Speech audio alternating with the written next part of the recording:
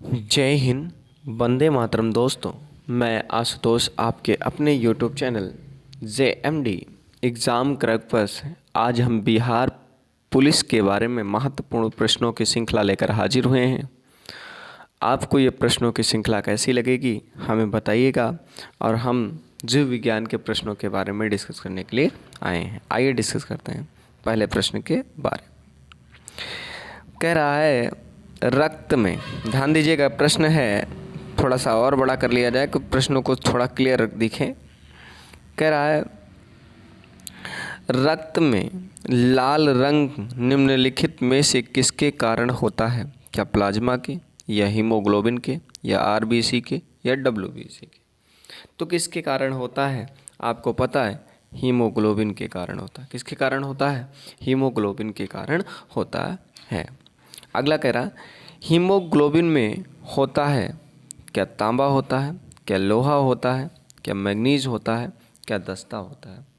तो आप सभी लोग जानते हैं हीमोग्लोबिन में लौह पाया जाता है। क्या पाया जाता है? लोहा पाया जाता है।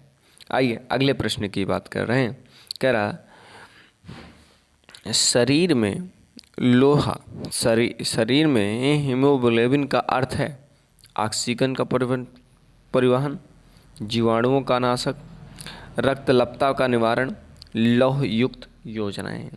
तो आप सभी लोग जानते हैं हीमोग्लोबिन रक्त संचरण के काम आता है, यानी ऑक्सीजन का परिवहन करता है हीमोग्लोबिन। उम्मीद करते हैं मेरी बात आपको क्लियर हो रही होगी। कह रहा है अगले प्रश्न की बात करते हैं, क्वेश्चन नंबर 71 के बारे में। आइए, कह रहा है प्रश्न, अच्छे प्रश्न है। कह रहा है हीमोग्लोबिन किसका महत्वपूर्ण घटक है? RBC का, WBC का, पट्टिकाणु का, या जीवद्रव्य का? तो आप सभी लोग जानते हैं RBC का महत्वपूर्ण घटक है हीमोग्लोबिन। कौन सा है? हीमोग्लोबिन। अगले प्रश्नों की श्रृंखला की बात करते हैं। कौन सी रक्त वाहिनियाँ सफा रक्त फेफड़ों में, साफ रक्त फेफड़ों में हृदय में ले जाती हैं? फफूंदी धमनी, हृदय धमनी, हृदय सिरा, फफूस सिरा। तो आप सभी लोग जानते हैं ये कौन सी सिराएं होती हैं? तो ये होती हैं फुफ्फुस सिराएं होती हैं। कौन सी होती हैं? फुफ्फुस सिराएं होती हैं। अगला प्रश्न है, पूछा जा रहा है, कौन सा प्रश्न है जरा देखिएगा, 73 के बारे में। निम्नलिखित में से किसकी सहायता से रक्त द्वारा ऑक्सीजन ले जाया जाता है? लोहित कोशिकाओं के द्वारा, डिम्बाणु के द्वारा, लसिकाणु के द्वारा, या श्वेताणु के द्वारा? तो आप सबको पता है ये कौन सी कोशिकाओं के द्वारा ले जाता है? लोहित कोशिकाओं के द्वारा ले जाता है। उम्मीद करते हैं मेरी बात अच्छे से क्लियर हो रही होगी। आइए कोई अगले क्वेश्चन की बात करते हैं, क्वेश्चन नंबर 74 के बारे में। कह रहा है किसकी मौजूदगी के कारण शरीर के भीतर रक्त जमता नहीं है? फ्राइबिन के कारण, प्लाज्मा के कारण, हीमोग्लोबिन के कारण, या हेपेरिन के कारण?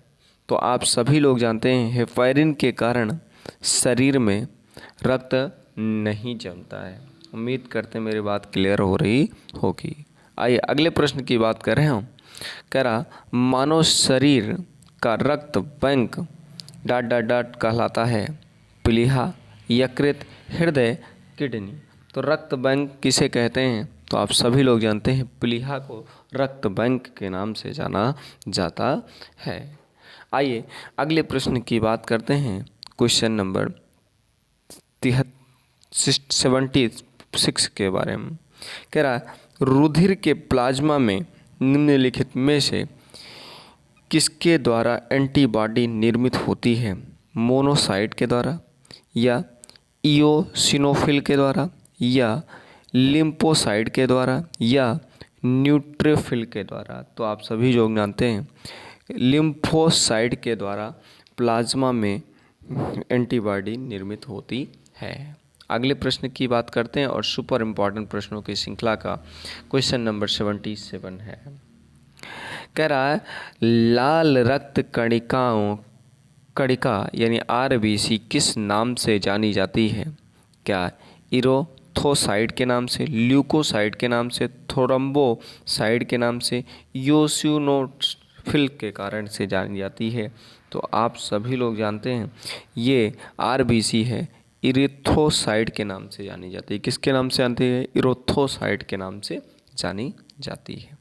अगला प्रश्न बोल रहा है लाल रक्त कणिकाएं कहाँ उत्पन्न होती हैं? क्या तिल्ली में, क्या वृक्क में, या यकृत में, या अस्थमज्जियम? तो आप लोग सब कमेंट करके बताइए कहाँ पर होती हैं। तो ये होती हैं अस्थि मज्जा में होती हैं। कहाँ पर होती हैं? अस्थि मज्जा में होती हैं। अगले प्रश्न की बात कर रहे हैं। कह रहा निम्नलिखित में से किसको आरबीसी का कब्रिस्तान कहा जाता है? क्या यकृत को, क्या अस्थि मज्जा को, या प्लीहा को, या परिशोधिका को?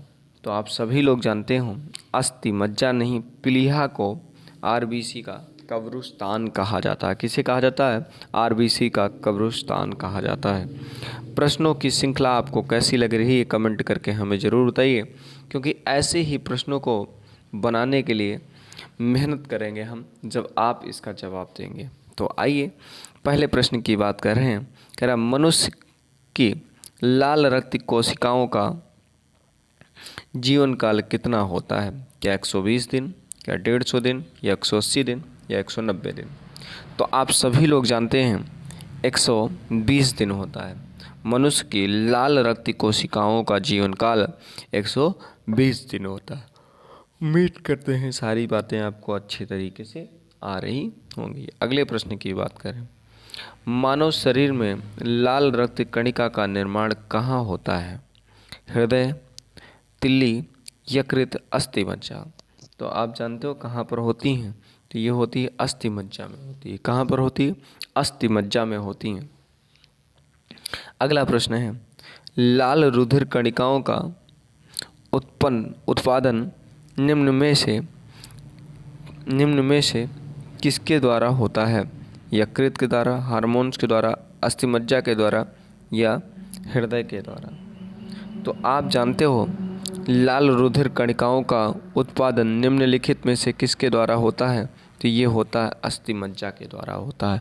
किसके द्वारा? अस्थि मज्जा के द्वारा होता है।